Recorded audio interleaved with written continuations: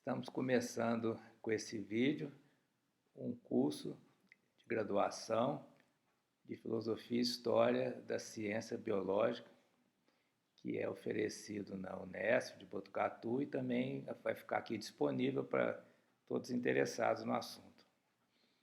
Na filosofia da ciência, nós colocamos três questões principais: o que é a ciência, como ela é feita e para que ela serve. A ciência ela é um fato social muito importante na atualidade, porque o conhecimento do tipo científico está na base, né, de uma série de produtos industriais, de tecnologias, né, que mudam a vida humana em vários aspectos. Então, se torna importante para as novas gerações entrarem nesse mundo da ciência, né, entender o que é ciência, se especializar em determinada área científica, gerar uma série de competências tecnológicas que dependem da ciência. Então, por isso a gente faz essa reflexão sobre o que é a ciência, como que ela é feita e para que ela serve. O que é a ciência diz respeito a uma definição, né? A ciência é um tipo de conhecimento que é distinto de outras formas de conhecimento que nós vamos mencionar aqui. A ciência não é a única forma de conhecimento. As pessoas podem se dedicar a outras atividades que envolvem conhecimentos que não sejam científicos, como, por exemplo, a arte, a religião, né? E a ciência ela se destacou por determinadas características que nós vamos mencionar aqui, porque não existe uma definição curta do que seria ciência, né? Existe uma série de características que delimitam o campo científico, né, características que definem, né, a ciência como um tipo de atividade, um tipo de conhecimento distinto dos outros conhecimentos. Quando a gente enfoca a questão de como a ciência é feita, a gente se refere ao chamado método científico, que seria o caminho para se construir o conhecimento do tipo científico. E então existe uma espécie de um roteiro, um modo de proceder do cientista, né, na construção do conhecimento, que a gente vai ver mais à frente no nosso curso.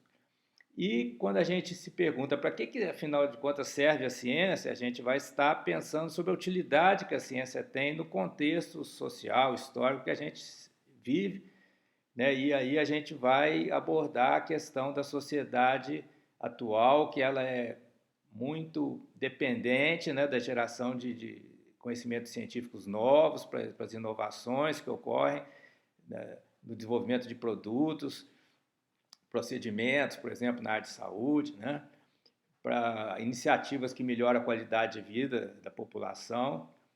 Então, essa é a parte da ciência na sociedade, né? Então, a ciência ela serve para, idealmente, pelo menos, né, melhorar a vida humana e também a relação nossa com o ambiente e promover a vida em geral, né? As ciências biológicas elas lidam com toda forma de vida e no sentido da promoção da vida, não da morte, da destruição.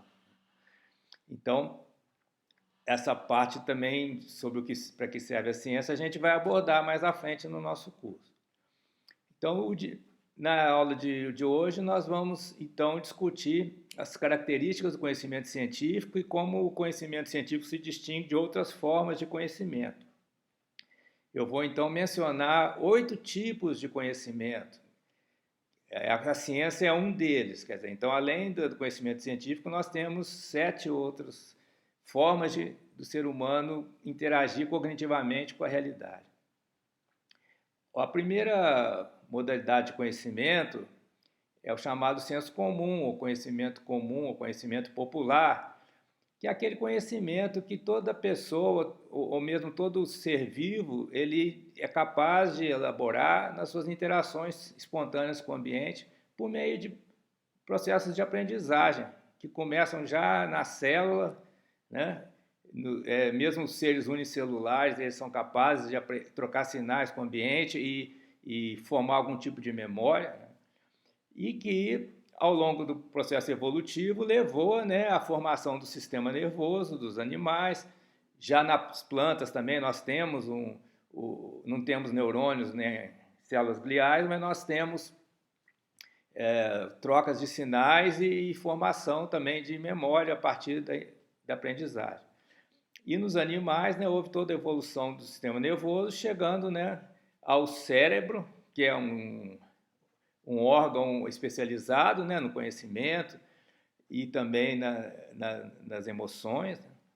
E na espécie humana, já a partir dos primatas, cetáceos, né, nós temos um cérebro que tem a parte frontal, né, neocortical, frontal mais desenvolvida e que possibilita que a gente realize certos tipos de operações, de pensamento, né, que,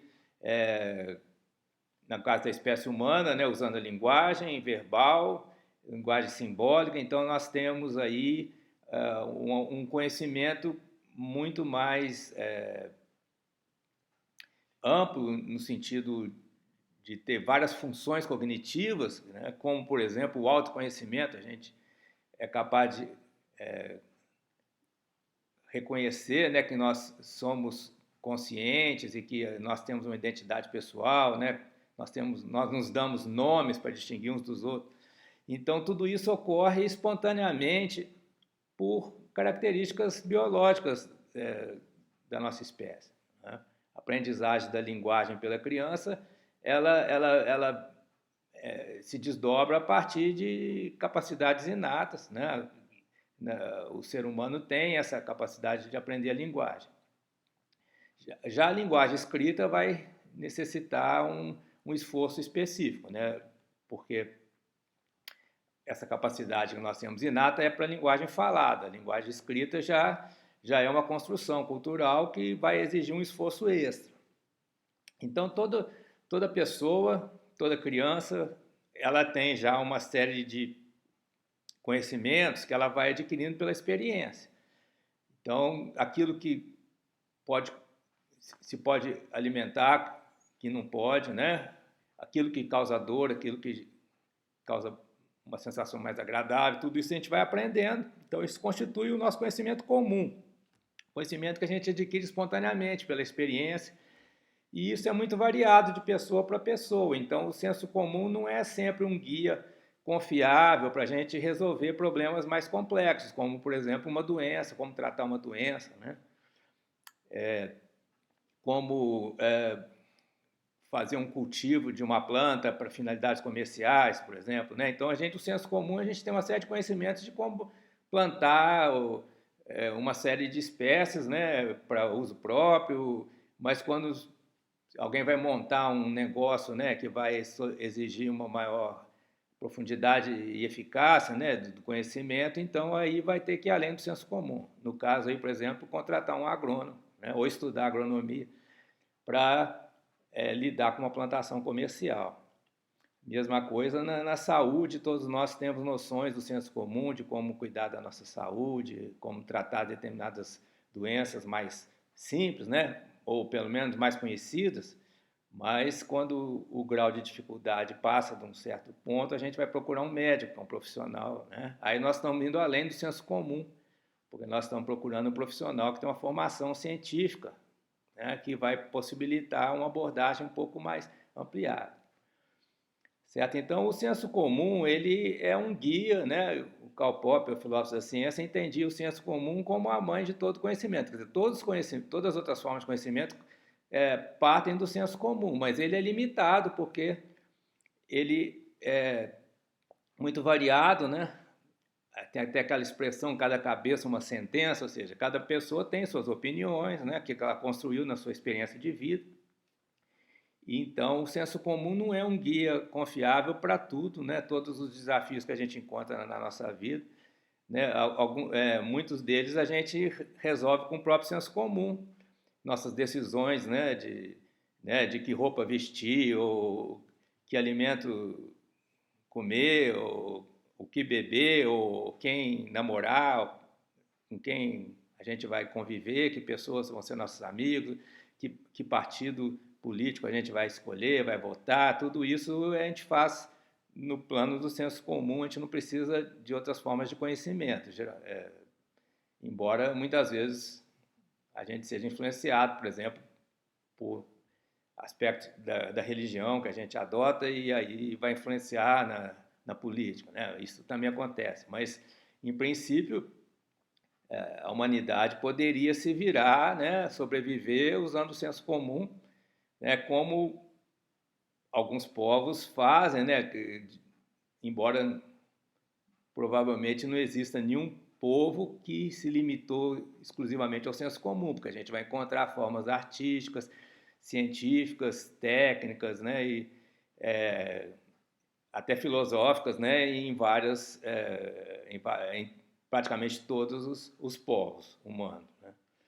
Mas o senso comum seria, em princípio, capaz de guiar a vida humana desde que essa vida humana ficasse restrita, né, à abrangência do senso comum, porque ele é limitado e ele também é muito variado. Cada pessoa tem, né, uma experiência diferente da outra, uma aprendizagem diferente e vai desenvolver um conhecimento diferente.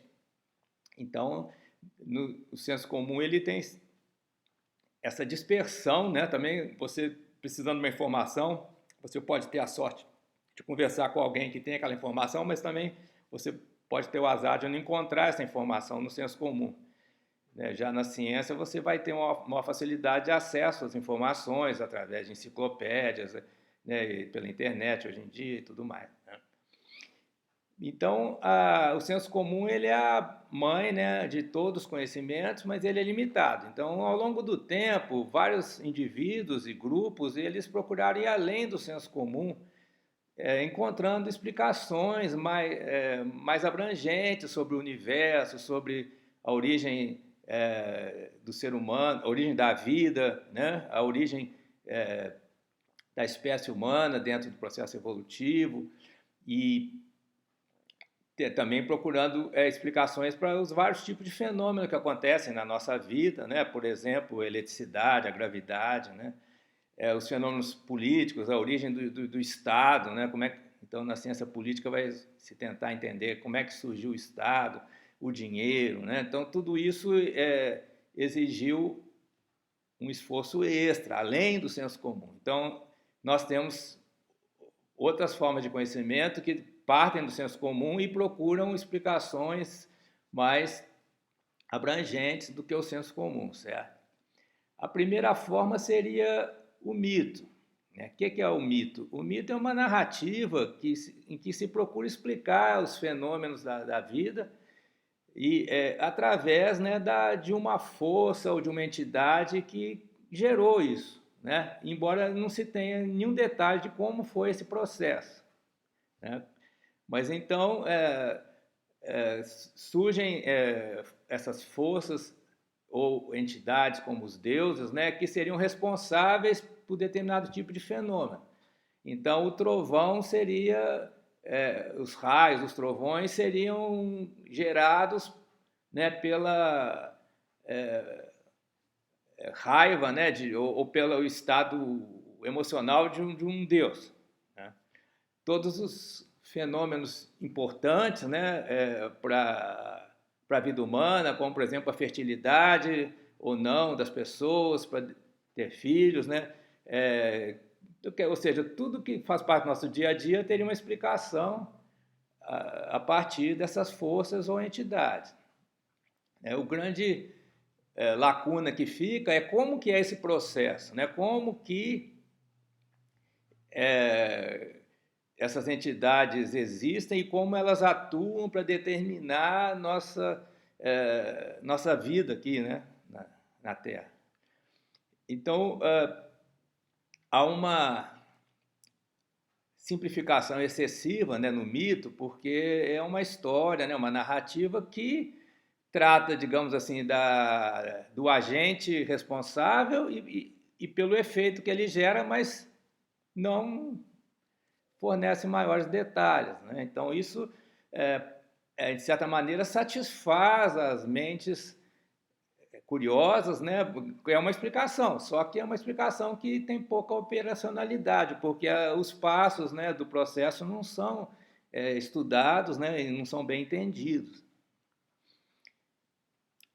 E logo em seguida ao mito, né, nós temos a religião, o conhecimento religioso, que, de certa maneira, se torna mais proeminente, mais influente na sociedade com o monoteísmo, porque com o monoteísmo, em vez de vários deuses, várias entidades, várias forças, nós temos um único princípio, um único ser que é responsável por tudo que existe, né? Pela criação do mundo e por tudo aquilo que acontece nessa criação, né?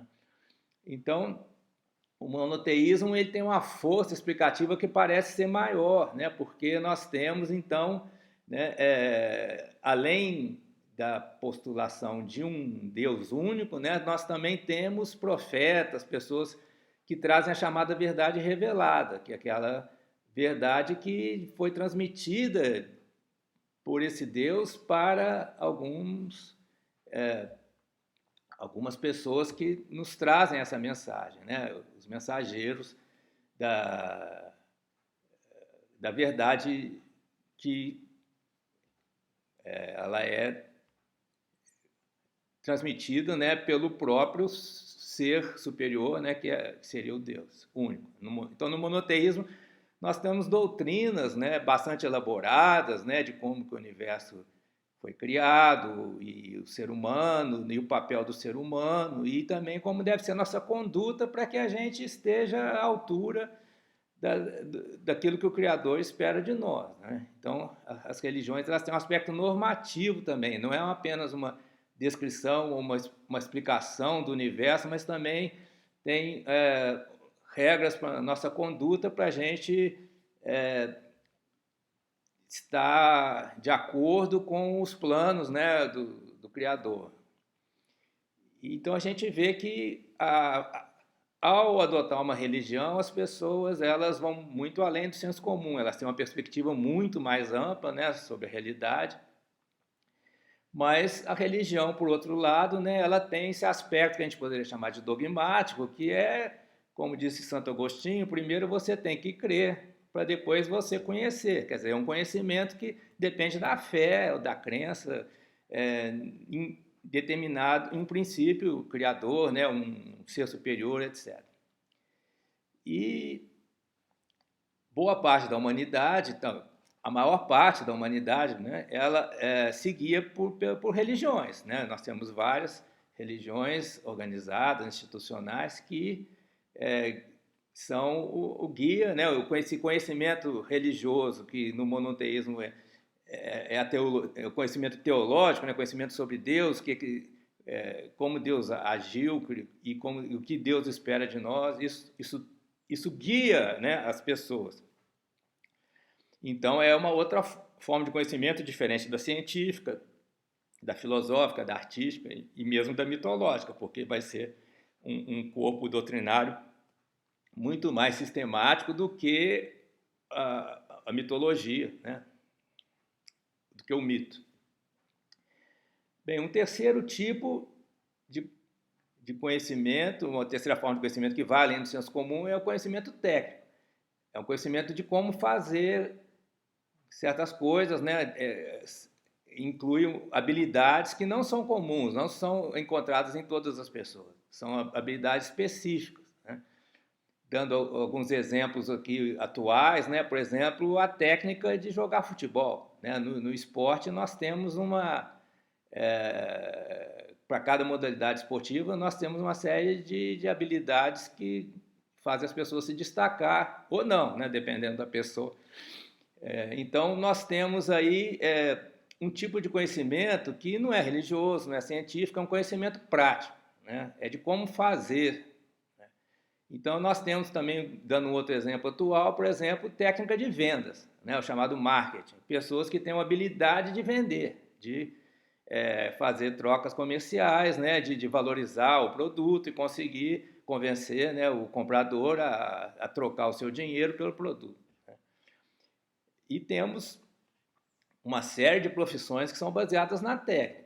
Essa técnica, então, ela é uma habilidade além do senso comum, né? Mas ela não é uma habilidade que se traduz em termos de teorias, de explicações científicas, como no caso da ciência, né? Você não vai esperar que, né, o jogador de futebol tenha uma teoria fisiológica sobre o músculo, né, a coordenação do músculo pelo cérebro, etc. Não precisa disso, né? O conhecimento prático não precisa de teorias, né? E também essa habilidade ela vai se desenvolvendo de uma forma, para aquela pessoa, né, se desenvolve de uma forma contínua a partir da sua, da sua aprendizagem espontânea, do senso comum. Essa pessoa tem uma tendência, uma vocação, um talento que vai se desenvolvendo, né? Não necessariamente que a pessoa vai ter que frequentar uma escola, aprender, né, as teorias científicas, aprender matemática, etc. Não é necessário isso, né? É um desenvolvimento individual, espontâneo, por um talento, né? O que a gente chama de talento, que a gente não sabe bem o que é, né? Mas a técnica ela é essa habilidade, mas ela não requer muita inovação ao longo do tempo, né? Você pode desenvolver uma habilidade e aplicar essa habilidade em várias situações, né? E conseguir um sucesso. Isso já vai distinguir a técnica da arte, né? Que quando a gente usa o termo artesão, a gente está falando, na verdade, de um técnico, né? O artista já seria o portador do conhecimento artístico, que é um conhecimento basicamente criativo, né? Que vai distinguir a arte da técnica. É uma distinção nem sempre feita, mas, né, na arte também se requer uma certa habilidade, e essa habilidade é usada para a criação, né? A obra de arte, o produto da arte, ele é intrinsecamente original, inovador e não repetitivo. A técnica ela é repetitiva, né? Ela é uma habilidade que vai se repetindo, se aplicando a vários objetos, mas no caso da arte nós temos aquela obra única, né, singular, que caracteriza o conhecimento artístico, né, de haver uma inovação em termos de uma originalidade, né, do produto. E, como você sabe, nós temos vários tipos de conhecimento artístico, né, várias artes, né, das artes plásticas, a música, teatro, etc, etc. Então, cada uma dessas modalidades artísticas vai incorporar, né, um tipo de conhecimento prático de como fazer como compor uma música, né, como escrever um livro de literatura, né, criar ficção, por exemplo, ficção científica. Você vai encontrar, então, o que a gente chama de estilo, né? Cada autor tem o seu estilo, que vai ser essa habilidade que ele coloca em prática ao criar suas obras, né? Bem, em seguida vamos mencionar o conhecimento filosófico. O que é próprio da filosofia, né? Na filosofia a gente lida com ideias ou com conceitos. A gente tenta explicar determinadas ideias a partir de outras ideias. A filosofia não é uma atividade prática no sentido aí da técnica de estar gerando produtos materiais, né? Nem é uma arte, assim, porque não é uma criação tão livre quanto no caso do conhecimento artístico. Na filosofia a gente segue certas regras do que a gente chama lógica, né? A gente segue uma lógica para a gente construir o que a gente chama de argumentos, que a gente parte de certas ideias ou de certos conceitos, que a gente chama de premissas, e a gente raciocina através do pensamento, a gente chega a determinadas conclusões. Então, é um encadeamento, né, de ideias. O pensamento filosófico ele é um encadeamento de ideias dentro de uma lógica. Então, a filosofia ela é muito importante até para a ciência, porque ela trabalha com os conceitos, quer dizer, com as ideias que nós temos sobre o mundo, e a gente trabalha com elas, a gente combina essas ideias, a gente opõe essas ideias e procura, então, entender ou como dizem alguns, compreender, né, o mundo que a gente vive, gerando significados, né, procurando o sentido disso. E esse sentido também depende de quem está procurando, de quem está interpretando, né? A filosofia também é concebida como uma interpretação da realidade a partir, né, de um referencial, ou a partir de um sujeito, ou de alguém que está interpretando, né? Não existe uma interpretação sem existir alguém que interpreta. Então, o trabalho filosófico é esse trabalho com os conceitos, ou com as ideias, procurando entender a realidade, né? Ou compreender no sentido de uma interpretação que é feita por alguém, né, tendo determinadas referenciais, né? Esses referenciais vão ser teorias filosóficas ou princípios filosóficos, que também são conceitos, aqueles conceitos mais fundamentais. Então a gente tem, por exemplo, uma área da filosofia chamada metafísica, que a gente procura os princípios fundamentais da realidade, aqueles que possibilitam explicar toda essa realidade, né? Bem, no nosso curso a gente vai enfocar a filosofia da ciência, então a gente vai procurar, né, quais são os princípios da ciência, do conhecimento científico. O que caracteriza o conhecimento científico, né? Quais são as características do conhecimento científico? Então, a filosofia da ciência é a busca de um entendimento da ciência como um fenômeno humano, social, histórico. Bem, então, dando continuidade aqui às formas do conhecimento, né? Eu já falei do mito, da religião, comecei com o senso comum, né? Tratei do mito, da religião, da arte, da filosofia, da técnica, então agora a gente chega na ciência.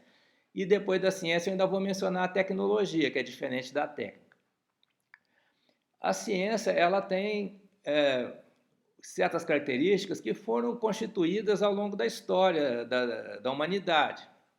Então a gente sabe que existe ciência em termos de um conhecimento mais elaborado e comprovado empiricamente, no caso das ciências empíricas, ou comprovado por forma dedutiva, no caso das ciências formais, como a matemática.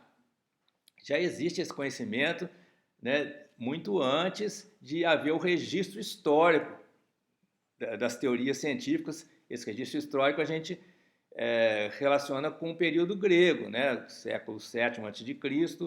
para frente, em que a gente vai encontrar, principalmente na obra de Aristóteles, né, o registro das teorias existentes naquela época. Mas já, provavelmente, desde que o ser humano deixou de ser caçador e coletor e se estabeleceu em certas regiões, formando as primeiras cidades, começou a praticar agricultura, provavelmente já havia um conhecimento científico, conhecimento de o que plantar, como plantar, que época do ano plantar, né? A partir desse momento já começou-se a estudar o posicionamento e o movimento dos planetas, né? O início da astronomia e também a matemática, para tentar prever a época do plantio, né? Isso aconteceu nas margens do rio Nilo, na atual região do Egito, em que a única forma de sobrevivência ali era o cultivo, né, às margens do rio, aproveitando a época da cheia para irrigar, né, aquela terra, as plantas crescerem e fazer a colheita antes da seca, né, antes do refluxo das águas para o rio. E então ali certamente já começou a haver o conhecimento científico também das espécies a serem plantadas e até também, né, que a gente já encontra nos povos nativos, né, o valor nutricional e valor terapêutico das plantas, né, os princípios aí, né, fitoterápicos, né, poder das plantas também em relação à nossa saúde. Isso também provavelmente já começa, né, nessa época em que se formam os primeiros núcleos, as primeiras cidades. E então começa a haver um acúmulo, né? Uma das características da ciência é essa, de haver um acúmulo de informações que vão sendo passadas de geração para geração e que vão gerando, né, cada vez mais possibilitando, né, aumentando o nosso poder sobre o ambiente e sobre as outras pessoas, chegando até o ponto daquela famosa frase conhecer é poder, que é do período já moderno, né, já o final da Idade Média, em que se relaciona a ciência com o poder sobre a natureza e sobre os outros seres humanos. Quem tem conhecimento científico tem um poder. Por quê? Porque conhece as conexões causais, as relações de causa e efeito e pode, então, manipular ou operar, né, com esse conhecimento para gerar eficácia, eficiência nas atividades humanas. Bem, então, entre os gregos, houve um florescimento da ciência, né, ainda misturada com filosofia, né? Então, uma característica do período grego é a gente ter uma ciência que não se distinguia rigorosamente da filosofia, mas já existia com Aristóteles a ideia de uma ciência empírica, baseada na observação da natureza, na reflexão, né, abstração dos princípios e relações de causa e efeito, né, e estabelecimento da taxonomia biológica, né, tentando entender as diferenças entre as formas de vida e classificá-las. E Aristóteles ele tem, né, 145 livros que estão no nome dele, mas foram escritos também por seus colaboradores, em que procurava cobrir todo o conhecimento daquela época. Então, isso denota uma primeira característica do conhecimento científico, que eu quero ressaltar aqui, que é a sistematicidade. Esses esforços de compilação de todas as informações disponíveis é típico da ciência, levando hoje em dia, né, as enciclopédias e também através dos mecanismos de busca que a gente tem na internet, a gente tem a possibilidade, né, se existe uma determinada informação, da gente chegar até ela, né? Então, é um conhecimento organizado, sistemático, né, em áreas, né, grandes áreas do conhecimento, né, humanas, naturais, formais ou exatas, e dentro de cada uma sub-áreas, chegando até as disciplinas mais especializadas, né? Isso a gente encontra nas tabelas de conhecimento, né? Por exemplo, do CNPq, Conselho Nacional de Pesquisa Científica e Tecnológica do Brasil, e juntamente com a FAPESP e a CAPES, né, usam uma tabela de área de conhecimentos. Isso mostra, né, como que a ciência é organizada. A gente encaixa as teorias e as descobertas dentro, né, os dados obtidos de modo empírico ou experimental, a gente encaixa dentro de determinadas categorias que possibilitam, então, a gente organizar todo esse conhecimento que é construído pela humanidade. Uma segunda característica da ciência grega é a universalidade, a busca da universalidade. Os gregos eram um povo comercial que tinha contato, ali através do Mediterrâneo, tinha contato com várias culturas diferentes. Então, isso gerou um certo relativismo, né? Que cada povo tem suas crenças, tem sua verdade. E contra isso, alguns pensadores, alguns filósofos gregos, filósofos cientistas também, no caso de Aristóteles, né, contrapuseram a ideia da universalidade. Não haveria um conhecimento que valha para todas as regiões e a todo tempo, né, conhecimentos universais, com uma ressalva aí, né? No caso da biologia, por exemplo, certos conhecimentos não valem para todas as espécies. Então, a gente precisa relativizar um pouco a ideia do universal. Então, o universal, ele diz respeito a uma classe de seres, né? Então, quando você vai estudar, por exemplo, o camundongo, certo? Você vai procurar conhecimentos universais para aquela espécie. não necessariamente, né, vai valer para outras espécies biológicas. Então, o universal diz respeito a uma classe de seres, né? Se você está estudando a digestão no rato, se encontrar uma certa enzima digestiva no rato, não necessariamente essa enzima vai existir no cachorro ou no gato, certo? Mas você não está procurando uma enzima que existe só no camundongo que você está estudando. Você está estudando um camundongo para encontrar uma enzima que existe em todos os camundongos. Então, você está procurando um conhecimento universal que se aplica àquela classe de seres, àquela espécie. Então, a busca da universalidade na biologia, ela é em termos de espécies biológicas. Você vai estudar 5 camundongos e você vai querer chegar numa conclusão que vale para todos os camundongos que existem, que existiram e que vão existir, certo? Então, é um número praticamente infinito de camundongos que você vai abranger com a sua descoberta. Mas você está estudando ali 5 só. E como é que é possível você, através de 5, você se referir a um número praticamente infinito de animais, né? É aí que entra o método científico, tentar fazer isso da forma mais segura possível, não fazer isso na base, né, de um chute ou de o que a gente chama de indução, né? Não fazer uma indução mal feita, né? Você precisa ter critérios para fazer isso, né? Isso aí já entra na parte do método científico.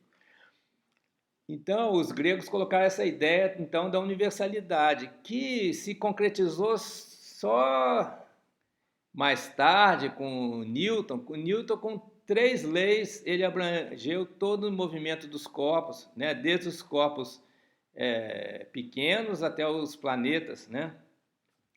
Então, as 3 leis do movimento de Newton coroaram a ideia da universalidade. Leis universais do movimento. Se aplicam a qualquer lugar, a qualquer tempo. Depois, isso foi um pouco relativizado pela física quântica, né? Que o microscópico teria características diferentes do macroscópico, do mundo macroscópico. Mas, na época que o Newton fez essas 3 leis universais do movimento, ele abrangia tudo que era conhecido naquela época. Bem, então os gregos contribuíram para o conceito de ciência através dessas 2 características, da sistematicidade e da universalidade, né? E no período moderno, que vai desde o final do Renascimento até o início do século XX, nós temos 4 outros princípios que marcaram a ciência, que são a testabilidade, a analiticidade, a instrumentação e a matematização. A testabilidade é a ideia que veio historicamente com Galileu, né, de que as teorias, para serem científicas, têm que ser testáveis e testadas, né? E no século XX, essa ideia foi bastante ressaltada por Karl Popper, filósofo, talvez o mais conhecido filósofo da ciência, né, destacando que, né, para ser científica, uma hipótese tem que ser testável, né, e falsificável, quer dizer, o teste pode ser negativo para a ideia. Então, ciência não é simplesmente a gente ter uma ideia bonita e publicar. Você tem que fazer um experimento, ou observações, ou demonstrações, para comprovar aquela ideia, aquela hipótese, né? E tem que haver a possibilidade da hipótese falhar, dela não passar no teste, porque senão não tem graça, né? Você propor algo que não tem como comprovar, nem de modo empírico, nem experimental, nem formal, né? Então não dá para ser considerado ciência, essa visão. Para ser um conhecimento científico, tem que ser algo que você tem confiança, e essa confiança advém, né, resulta de testes que foram feitos, e essa hipótese passou pelo teste. Então, essa ideia de testar é muito importante para o conceito moderno de ciência que perdura até hoje, que distingue a ciência de outras formas de conhecimento, inclusive da filosofia. Na filosofia, a gente não faz experimentos para testar hipóteses, né? A gente argumenta por algumas ideias com base em outras ideias. Mas na ciência, não, você tem que ter uma forma de comprovar aquilo que você está propondo. E aí nós temos uma diversidade de maneiras de fazer esse teste, né? Até na área de humanas, por exemplo, né, você vai passar questionário, fazer entrevista, é uma forma de testar uma hipótese, né, de encontrar comprovação empírica para aquela hipótese, que é aquela ideia que você está testando. E se passar no teste, é considerado uma teoria científica, certo? Então, quando Galileu fala, né, que a ciência faz perguntas para a natureza responder, né, essa é uma frase emblemática aí dessa característica da testabilidade, né, essa resposta da natureza pode ser que você está errado, meu caro Galileu, né? Ou quem que seja o cientista pode estar errado. A natureza que tem que ter oportunidade de responder. Né? E como é que a natureza responde? A gente faz, no caso do método experimental, o cientista monta um experimento e a natureza que vai gerar o resultado. Não pode manipular. Se manipular é uma fraude, vai contra a ética da ciência. Né? Porque a ciência ela tem essa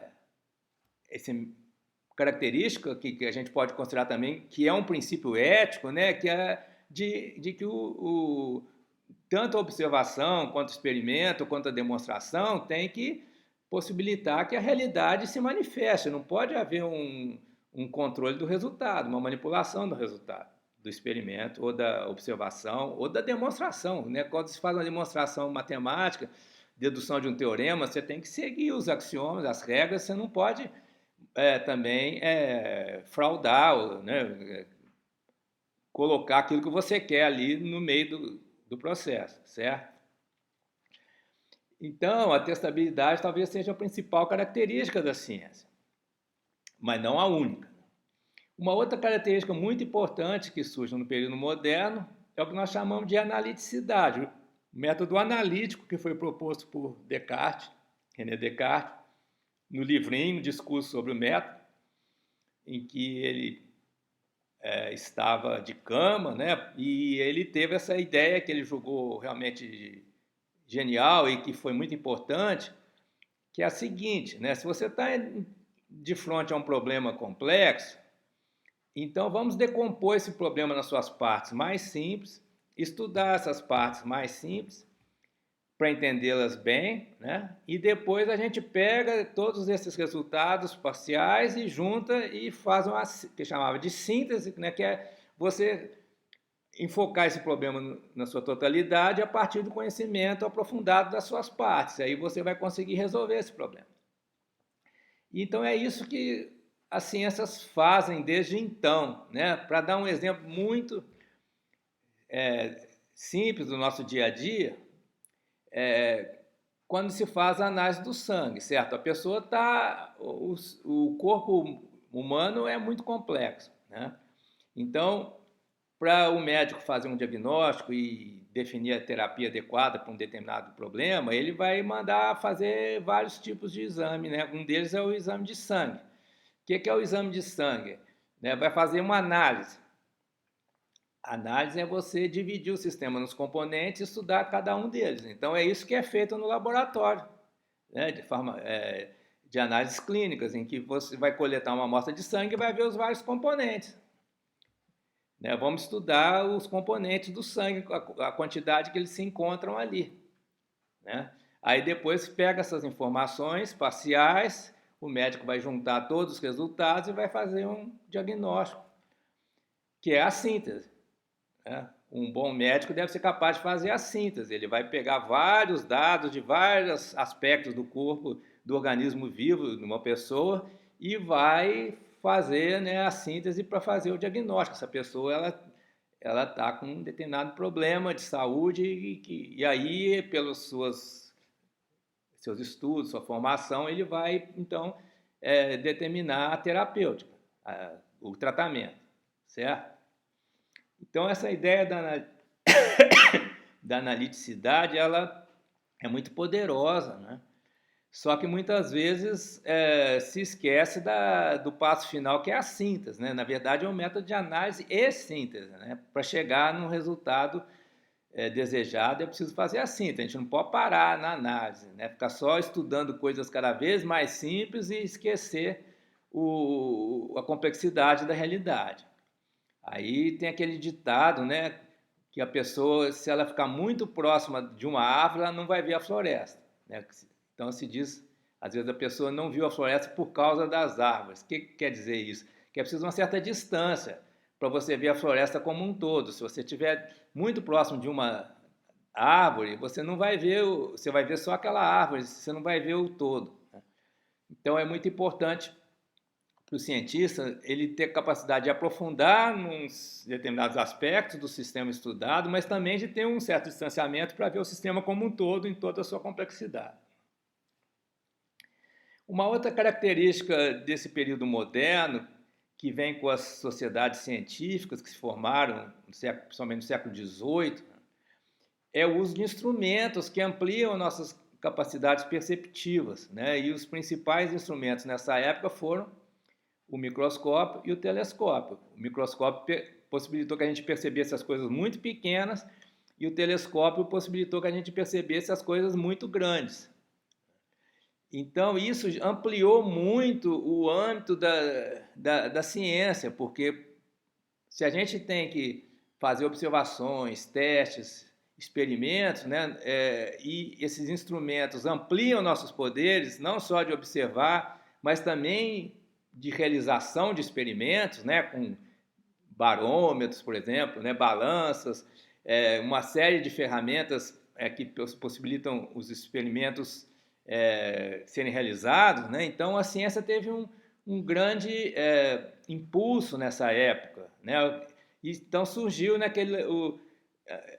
os laboratórios, né? Os equipamentos de laboratório que no século XX se tornam e XXI, né? Continua no século atual, se tornam cada vez mais indispensáveis, né? Não dá para você fazer determinadas pesquisas sem ter certos equipamentos, certos instrumentos para você lidar com a realidade nos seus vários níveis, né?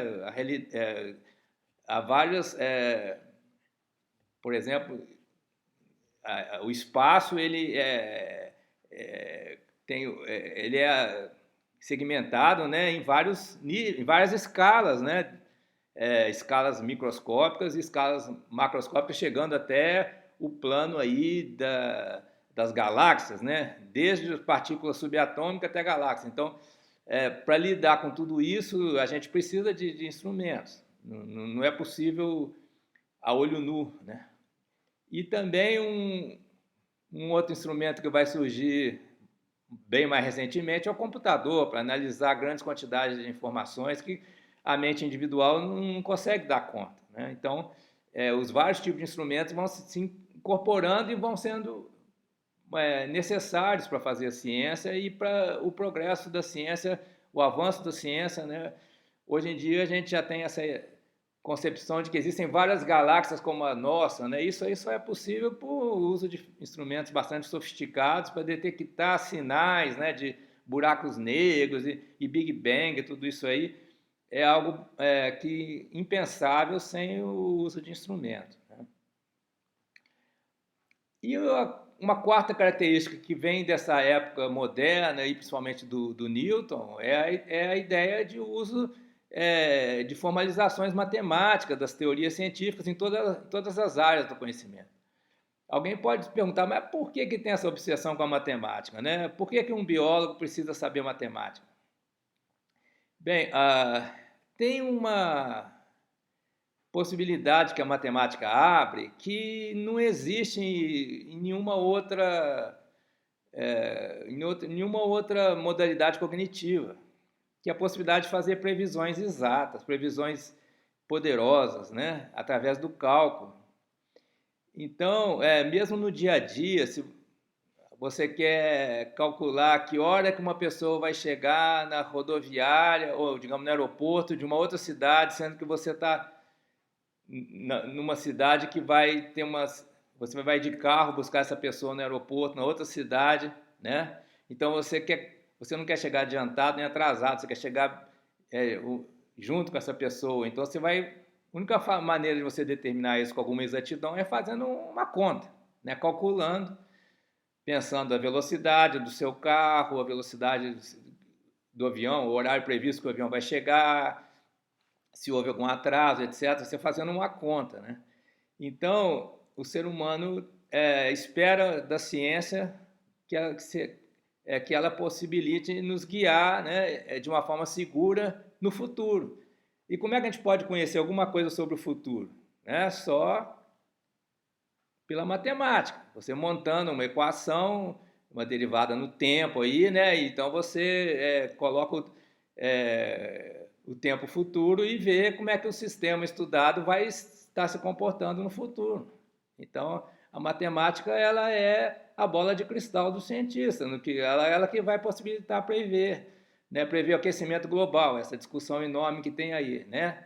Por que os cientistas dizem que tem aquecimento global e que vai haver uma série de consequências? Porque eles formularam equações matemáticas e essas equações, quando você joga o tempo para daqui a 50 anos, você tem um resultado exato ali, né? A gente é assim que a ciência trabalha, usando a matemática, né?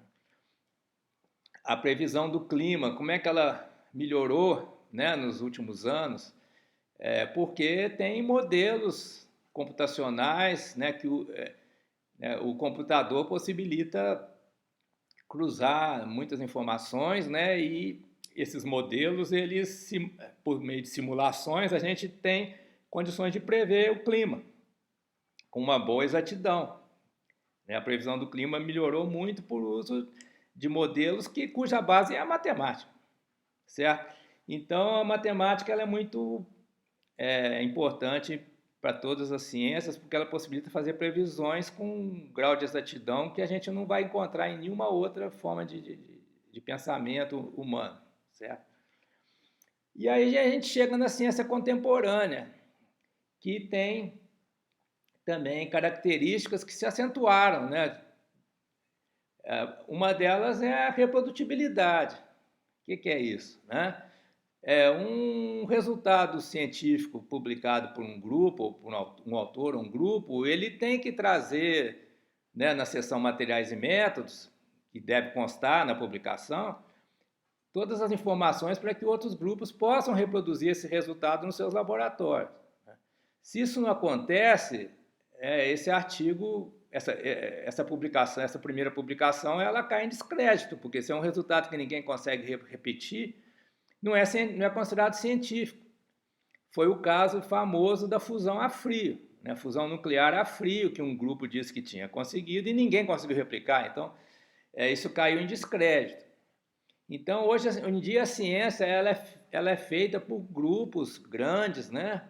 Em instituições. Nós não estamos mais na época aí dos grandes gênios como Einstein, né? Que faziam a ciência individualmente, né? Nós estamos na época dos grandes laboratórios, grandes projetos com financiamento público e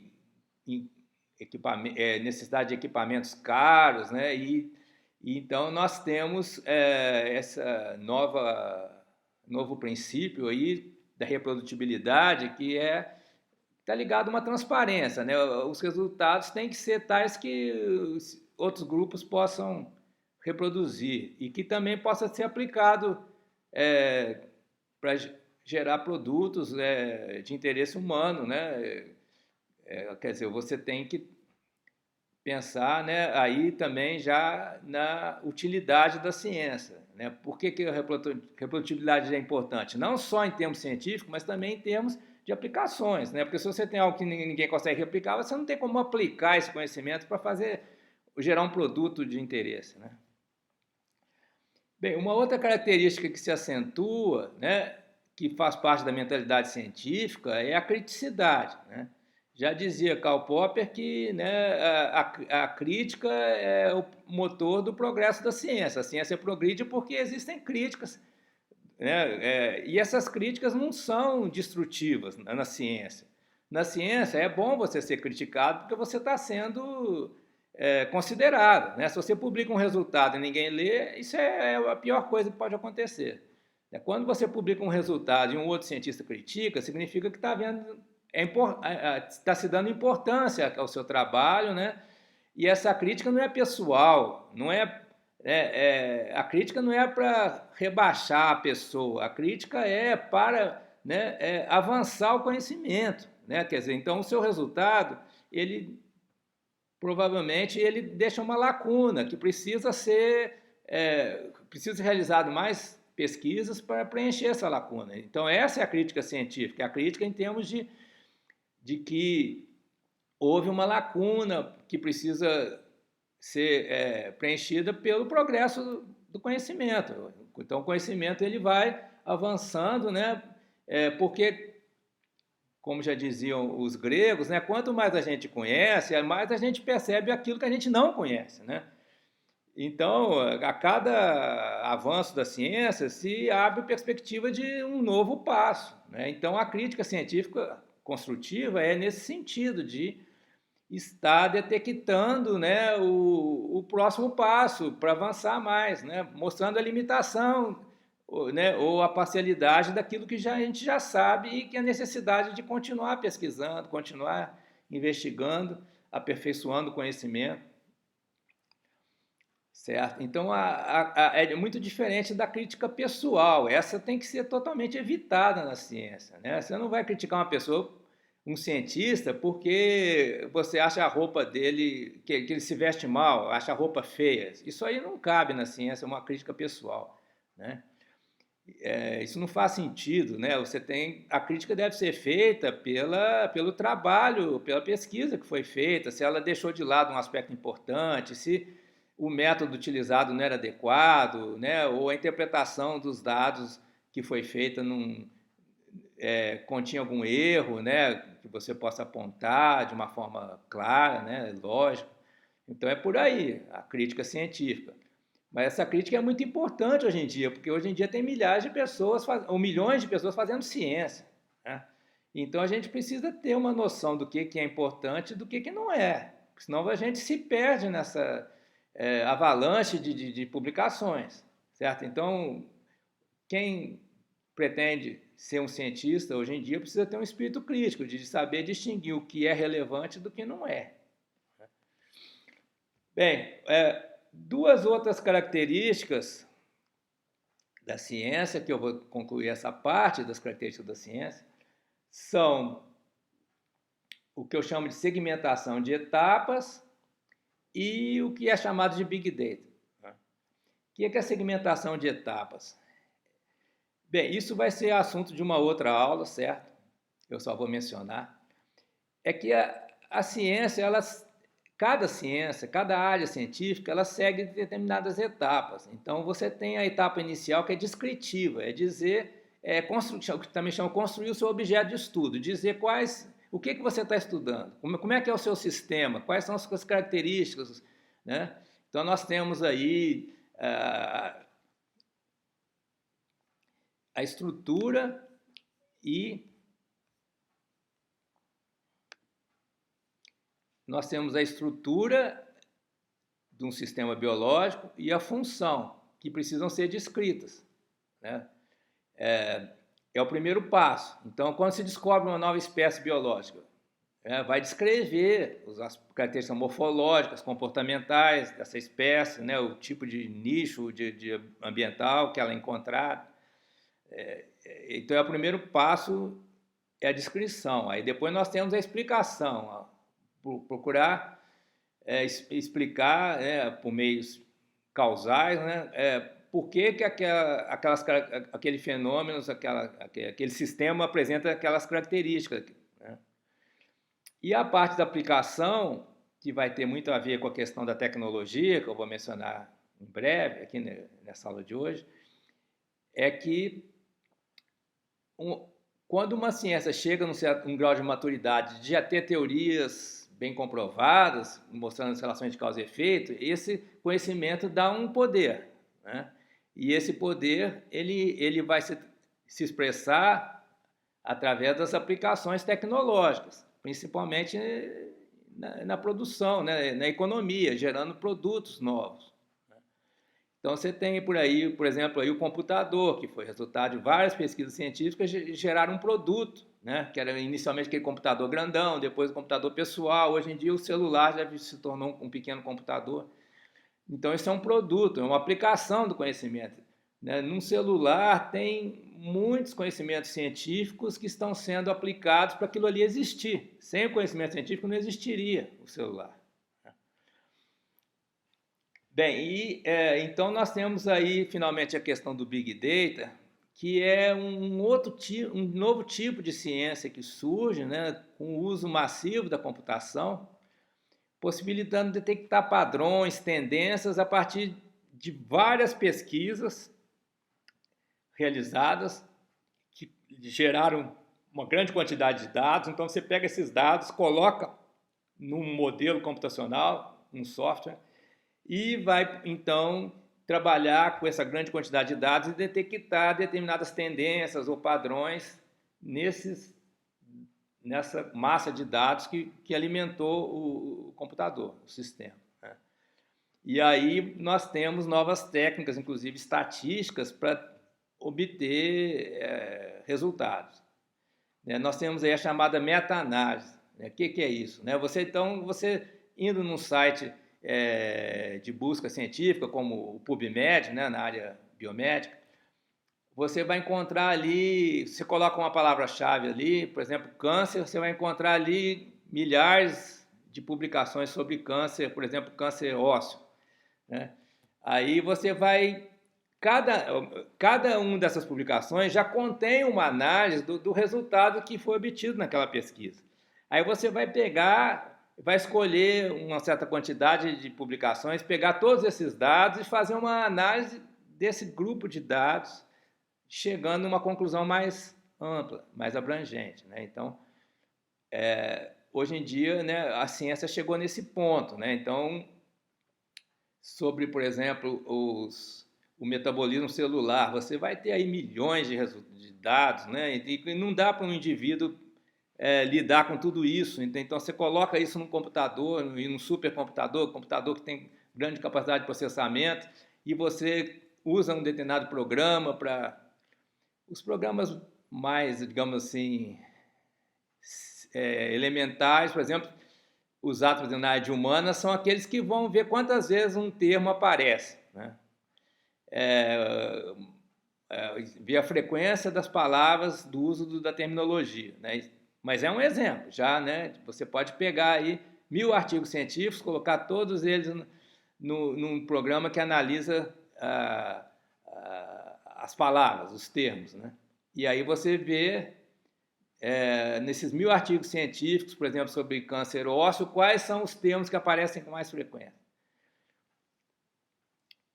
Também, para isso existem as palavras-chave, né, que vão chamadas keywords, né, palavras-chave, que vão possibilitar já você fazer a pesquisa de termos, em cima dos termos, né? Então, a ciência contemporânea tem essa característica aí que também precisa ser levada em conta por qualquer pessoa que trabalhe como cientista ou que vá ser está se formando para ser um cientista, né, nesse mundo atual. Bem, então eu falei aqui, né, de várias características do conhecimento científico: a universalidade, sistematicidade, testabilidade, analiticidade, instrumentação, matematização, criticidade, reprodutibilidade, a segmentação de etapas e o Big Data, né, que compõem um quadro do que é ciência hoje em dia, né? Então, nós temos características que foram se formando ao longo da história, características mais recentes. Então, não dá, digamos assim, para você definir o que é ciência numa única frase, né? A gente pegando todas essas características, a gente tem uma noção do que é ciência. Dentro desse conceito amplo de ciência vai existir uma variabilidade, né? Então, por exemplo, na área de humanas a gente tem uma visão de ciência e na área biológica um pouco diferente. Na área de exatas, né, também muda. Na área de ciências formais, matemática, computação, também se tem um conceito do que é ciência que vai ser um pouco diferente, né? Mas essas características que eu mencionei seriam comuns a todas as práticas científicas que a gente encontra atualmente, né? Ou pelo menos eu posso dizer que um cientista precisa ter uma noção disso tudo para se situar como cientista. Então, concluindo, eu vou falar de uma última forma de conhecimento, que é o conhecimento tecnológico. Por que eu deixei isso para o fim? Porque a tecnologia ela é o casamento da técnica com a ciência.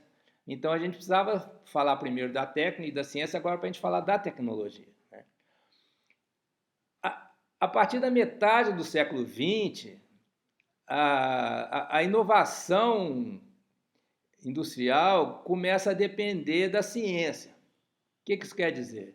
Vamos pegar as indústrias do início do século XX, né? Por exemplo, a Ford, indústria de automóveis Ford. Quem que bolava os motores, a construção, né, dos carros, o câmbio, o freio, parte elétrica? Quem que fazia isso? Era o próprio Henry Ford e seus engenheiros, certo?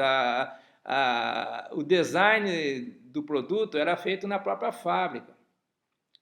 Isso começa a mudar depois da Segunda Grande Guerra, né, em que começa a haver a utilização dos conhecimentos científicos para gerar os produtos que vão ser colocados no mercado e que vão ser utilizados pelas pessoas, vão mudar a vida das pessoas, né?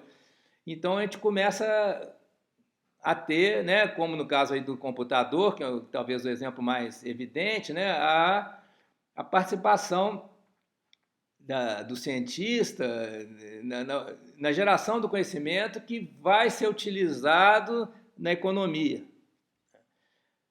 No Brasil isso é muito evidente na Embrapa, né, em que nós temos uma série de plantações de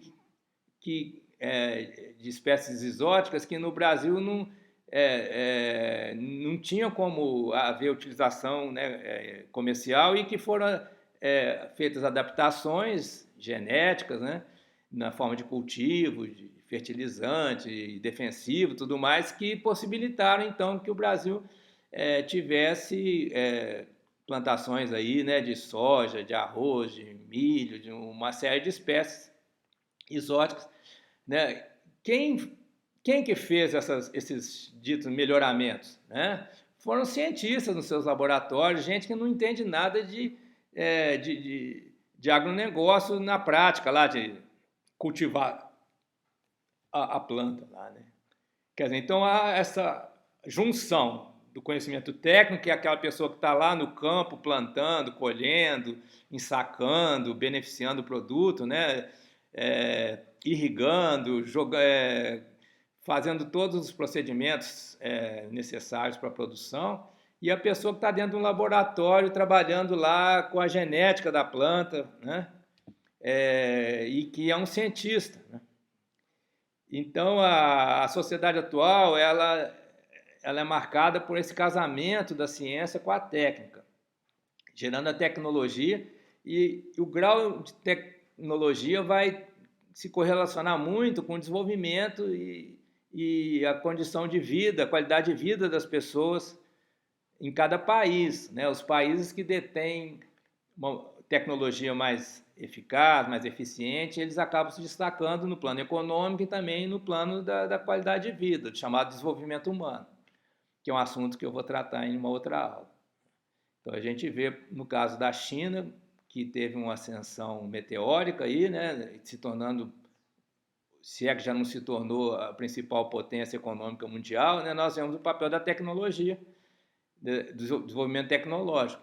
Eles conseguiram unir o conhecimento científico com o conhecimento técnico, prático, e, né, então, conseguiram conquistar mercados para os seus produtos, né? E com isso eles conseguem aumentar os rendimentos, né, das pessoas, das famílias, e melhorar progressivamente a condição de vida das pessoas, certo? Bem, então a aula de hoje se encerra aqui, eu agradeço a sua atenção, continuamos em seguida, né, entrando na história da biologia, na próxima aula. Até mais.